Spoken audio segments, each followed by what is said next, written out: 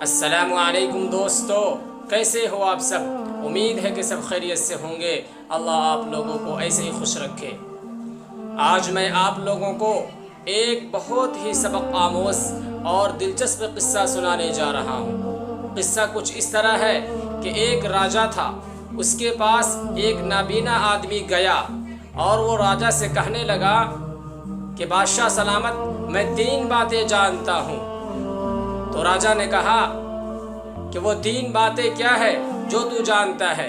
تو نابینا نے کہا کہ سب سے پہلی بات تو یہ ہے کہ میں گھوڑوں کی پہچان جانتا ہوں کہ وہ اصلی ہے یا نقلی۔ دوسری بات یہ ہے کہ میں موتیوں کی پہچان جانتا ہوں کہ وہ سچے ہیں یا کھوٹے۔ تیسری بات یہ ہے کہ میں آدمی کی پہچان جانتا ہوں کہ وہ کس خاندان سے ہے۔ راجا نے اپنے درباریوں کو حکم دیا کہ اس نابینے کو رکھ لو اور اس کو 500 گرام چاول اور 250 گرام دال دے دیا کرو کہ کھائے گا اور پڑا رہے گا۔ چنانچہ ایک بار کی بات ہے، گھوڑوں کا ایک بہت بڑا سوداگر بہت سارے گھوڑے لے کر آیا۔ تو راجا نے اپنے درباریوں سے کہا کہ میری سواری کے لیے ایک گھوڑا پسند کر لو۔ چنانچہ تمام ریوڑ میں سے راجا کے لیے ایک گھوڑا پسند کیا گیا۔ تو کسی نے کہا کہ حضور، وہ نابینا کہتا تھا کہ میں گھوڑوں کی پہچان جانتا ہوں، تو آپ اس سے پوچھ لے۔ تو راجا نے کہا ہاں، اس نابینا کو بلاؤ۔ چنانچہ نابینا کو بلایا گیا۔ تو نابینا نے کہا کہ حضور، مجھے اس گھوڑے کے پاس پہنچا دیا جائے یا گھوڑا میرے پاس لایا جائے۔ راجا نے حکم دیا کہ گھوڑے کو نابینا کے پاس لایا جائے۔ نابینا نے گھوڑے کی پیٹھ پر کافی دیر تک ہاتھ پھیرا اور سمجھ کر کہا کہ حضور، یہ گھوڑا تو بہت اچھا ہے لیکن پانی میں بیٹھ جائے گا۔ تو راجا کہنے لگا، ابے اندھے، گھوڑے بھی کہیں پانی میں بیٹھتے ہیں کیا؟ یہ بھینس تھوڑی ہے جو پانی میں بیٹھ جائے گی۔ تو نابینا نے کہا، حضور، اگر آپ کو یقین نہ ہو میری باتوں پر تو آپ اس گھوڑے کو کسی نہر پر لے جا کر دیکھ لے اور آزما لے اور پرکھ لے۔ چنانچہ راجا نے اپنی درباریوں کو حکم دیا کہ اس گھوڑے کو فلاں نہر کے پاس لے جاؤ۔ تو درباریوں نے اس گھوڑے کو نہر کے پاس سے گزارا تو گھوڑا پانی دیکھتے ہی ندی میں بیٹھ گیا اور بڑی مشکل سے درباریوں نے اس کو مار پیٹ کر وہاں سے نکالا اور سارا واقعہ راجا کے پاس بیان کیا۔ تو راجا کو بڑا تعجب ہوا کہ نابینا کی بات تو صحیح ہو گئی۔ تو راجا نے کہا، ابے اندھے، یہ تو بتا کہ تجھے اس بات کا علم کیسے ہوا کہ یہ گھوڑا پانی میں بیٹھ جائے گا؟ تو نابینا نے کہا، حضور، دراصل بات یہ ہے کہ اس گھوڑے کی ماں بچپن ہی میں مر گئی تھی اور اس کو بھینس کا دودھ پلا کر پالا گیا۔ تو سوداگر نے کہا، حضور، واقعی میں نے اس کو بھینس کا دودھ پلا کر پالا ہے، ورنہ یہ گھوڑا مر جاتا۔ راجا نے کہا کہ تجھے اس بات کا علم کیسے ہوا کہ اس کی ماں بچپن ہی میں مر گئی تھی؟ تو نابینا کہنے لگا کہ حضور، عام طور پر جو گھوڑوں کی پیٹھ ہوتی ہے اس سے اس گھوڑے کی پیٹھ 2 انگل بڑھی ہوئی ہے۔ تو راجا کہنے لگا کہ نابینا تو بڑے کمال کا آدمی معلوم ہوتا ہے، اس کو آج سے 1 کلو چاول اور 1 کلو دال بڑھا دیا جائے۔ اب نابینے کی کچھ بھاؤ بڑھ گئی، جیسا کہ عام طور پر ہوا کرتا ہے۔ پھر کچھ دنوں کے بعد موتیوں کا ایک سوداگر آتا ہے تو بادشاہ اپنے درباریوں سے کہتا ہے کہ اگر اچھے موتی ہو تو ہمارے لیے بھی کچھ موتی پسند کر لو۔ تو درباری کا ایک آدمی پھر کہتا ہے کہ راجا صاحب، وہ اندھا آدمی کہتا تھا کہ میں موتیوں کی پہچان بھی جانتا ہوں، تو آپ اس نابینے کو، اندھے کو بلا کر موتیوں کی جانچ کروا لے کہ موتی سچے ہیں یا کھوٹے۔ تو راجا کہتا ہے کہ اچھا تم نے یاد دلا دیا۔ چنانچہ اس نابینے آدمی کو فوراً دربار میں پیش کیا جاتا ہے۔ تو راجا کہتا ہے کہ ابے اندھے، چند موتی میرے لیے پسند کیا ہے اور مجھے بھی وہ موتی پسند ہیں، تم ان موتیوں کو دیکھ کر بتاؤ کہ یہ موتی سچے ہیں یا کھوٹے۔ تو نابینا آدمی کہتا ہے کہ موتی میرے ہاتھ میں دے دی جائے۔ چنانچہ اس نابینے کے ہاتھ میں موتی دے دی جاتی ہے۔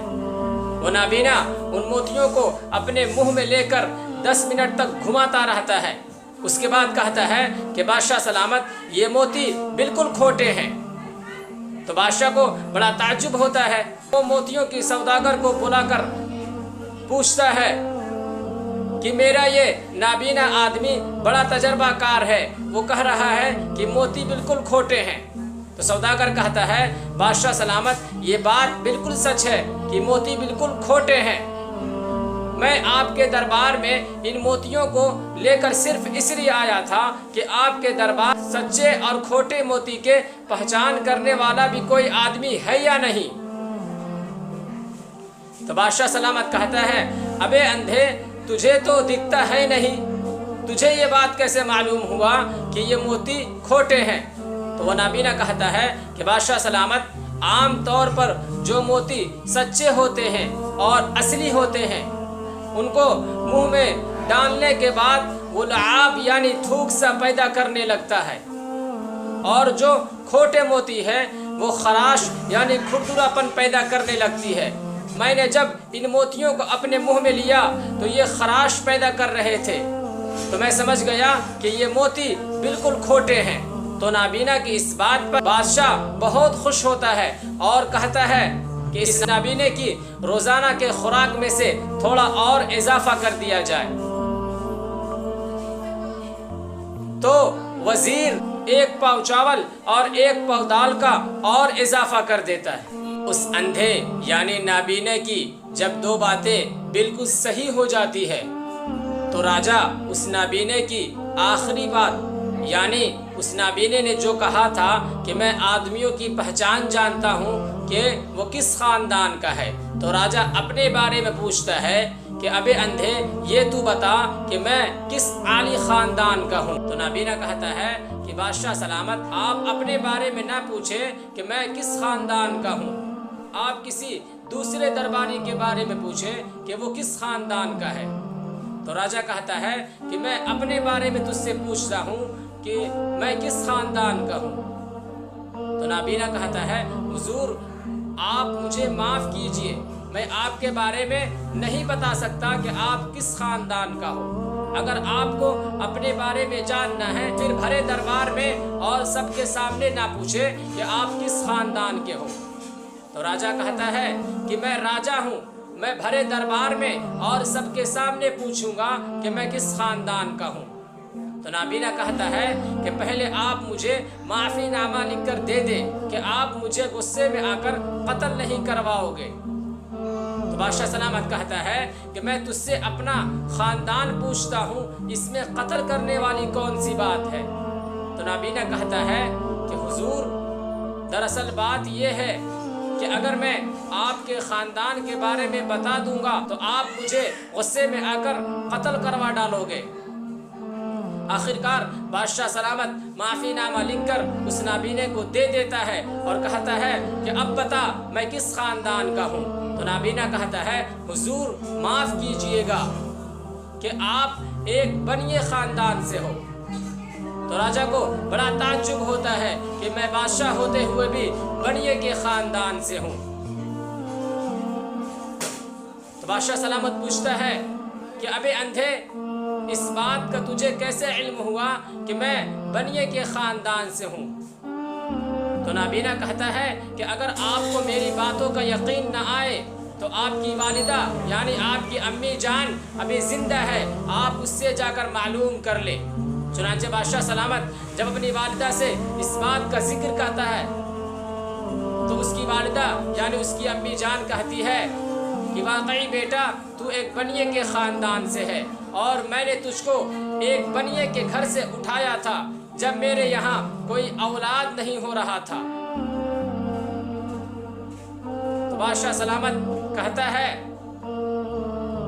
کہ اس بات کا اس نابینے کو کیسے علم ہوا کہ میں بنیے کے خاندان سے ہوں؟ تو نابینا کہتا ہے کہ بادشاہ سلامت جب آپ کسی عالی خاندان سے ہوتے اور اونچے خاندان سے ہوتے، تو جب میری دو باتیں آپ کے سامنے بالکل صحیح ثابت ہو گئی تو آپ مجھے انعام کے طور پر جاگیر دیتے یا رہنے کے لیے کوئی مکان ہی دے دے، یا یہ نہ ہوتا تو آپ کچھ روپیہ پیسہ انعام کے طور پر دے دیتے۔ لیکن آپ نے جب بھی مجھے انعام دیا تو آپ نے انعام میں دال چاول ہی دیا۔ اس سے صاف طور پر ظاہر ہوتا ہے آپ ایک بنیے کے خاندان سے ہو۔ یہ سن کر بادشاہ بالکل خاموش ہو جاتا ہے۔ تو دوستو، مزاج، شرافت، تہذیب اور بول چال اور رہن سہن میں نسل اور خاندان کا بہت بڑا دخل ہوتا ہے کہ آدمی جس خاندان کا ہوتا ہے اس خاندان کی تہذیب و تمدن اس کے اندر رچ اور بس جاتا ہے کہ سامنے والا آدمی سمجھ جاتا ہے کہ بات کرنے والا شخص کس خاندان کا ہے۔ السلام علیکم ورحمۃ اللہ وبرکاتہ۔